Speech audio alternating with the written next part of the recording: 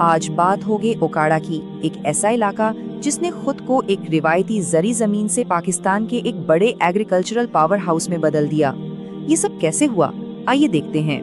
اس کہانی میں بہت کچھ ہے۔ قدیم دریا ہیں، بڑی بڑی سلطنتیں ہیں، اور پھر ایک ایسی ٹیکنالوجی ہے جس نے آ کر سب کچھ بدل دیا۔ تو چلیں اس دلچسپ کہانی میں گہرائی میں اترتے ہیں۔ ہم اس پورے سفر کو سٹیپ بائی سٹیپ دیکھیں گے۔ شروعات کریں گے اس کی جغرافیائی اہمیت سے، پھر دیکھیں گے کہ سلطنتوں کے دور میں کیا ہوا، اور پھر اس بڑے ٹرننگ پوائنٹ کی بات کریں گے جس نے اوکاڑا کا مستقبل ہمیشہ کے لیے طے کر دیا۔ تو کہانی شروع ہوتی ہے اوکاڑا کی بنیاد سے، یعنی اس کی زمین سے۔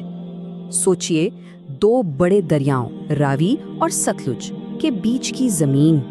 ظاہر ہے یہ ہزاروں سالوں سے بہت زرخیز رہی ہے، اتنی زرخیز کہ قدیم وادی سندھ کی تہذیب کے زمانے سے یہاں انسان آباد تھے اور ان کا گزارا کھیتی باڑی اور مویشی پالنے پر ہوتا تھا۔ پھر صدیوں تک اس قیمتی زمین پر مختلف سلطنتوں نے راج کیا، لیکن حیرت کی بات یہ ہے کہ عام لوگوں کی زندگی میں کوئی بڑی تبدیلی نہیں آئی۔ غزنویوں سے لے کر مغل اور پھر سکھ حکمران آتے جاتے رہے۔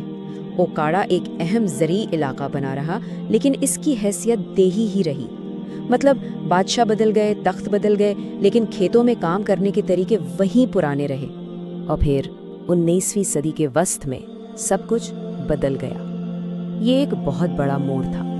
آئیے دیکھتے ہیں کہ جدید اوکاڑا کی بنیاد کیسے پڑی۔ 1849 میں جب انگریز آئے تو انہوں نے اوکاڑا کی تاریخ کا رخ ہی موڑ دیا۔ ان کا سارا دھیان ایک چیز پر تھا، پانی پر کنٹرول۔ نہروں سے پہلے کھیتی باڑی دریا کے رحم و کرم پر تھی۔ سیلاب آیا تو فصل ہوئی، نہیں تو نہیں۔ لیکن نہریں بننے کے بعد کسانوں کو سارا سال پانی ملنے لگا۔ انگریزوں کا منصوبہ 3 حصوں پر مشتمل تھا۔ پہلا، انہوں نے لوئر باری دواب جیسی بڑی نہر بنائی تاکہ پانی کی کمی نہ رہے۔ دوسرا، ریلوے اور سڑکوں کا جال بچھایا تاکہ فصلیں منڈیوں تک پہنچ سکیں۔ اور تیسرا، اور یہ بہت اہم ہے، انہوں نے جدید ملٹری فارمز بنائے جہاں سے ماڈرن ایگریکلچر اور ڈیری فارمنگ کی ٹیکنیکس متعارف ہوئیں۔ ویسے ایک دلچسپ بات یہ بھی ہے کہ اوکاڑا کا نام کہاں سے آیا۔ کہتے ہیں کہ یہاں اوکا نام کا ایک درخت بہت زیادہ ہوتا تھا اور اسی سے اس علاقے کا نام اوکاڑا پڑ گیا۔ تو برطانوی دور میں جو بنیاد رکھی گئی تھی، اسی نے آزادی کے بعد اوکاڑا کی نئی پہچان بنائی۔ پہلے تو اوکاڑا ساہیوال ضلع کا ہی حصہ تھا، لیکن اس کی اہمیت اتنی بڑھ گئی کہ آخرکار 1982 میں اسے ایک الگ ضلع بنا دیا گیا، اور اسی طرح اسے اپنا مشہور نام ملک سٹی ملا۔ کیوں؟ کیونکہ یہ پاکستان میں دودھ پیدا کرنے والے سب سے بڑے علاقوں میں سے ایک بن گیا، اور یہ پہچان براہ راست انہی ملٹری فارمز کی وجہ سے بنی جنہوں نے یہاں جدید ڈیری فارمنگ شروع کی تھی۔ اور اس پوری تبدیلی کا نتیجہ وہ آج ہمارے سامنے ہے۔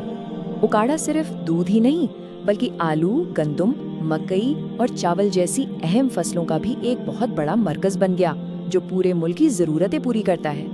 آج اوکاڑا ایک متحرک اور بڑھتا ہوا ضلع ہے، لیکن ہر کامیابی اپنے ساتھ کچھ نئے چیلنجز بھی لاتی ہے۔ ایک طرف تو یہاں ترقی ہو رہی ہے، جیسے یونیورسٹی بن گئی ہے، نئی صنعتیں لگ رہی ہیں، لیکن دوسری طرف بڑھتی ہوئی آبادی کی وجہ سے نئے مسائل بھی کھڑے ہو رہے ہیں، جیسے بے روزگاری اور شہری سہولیات پر دباؤ۔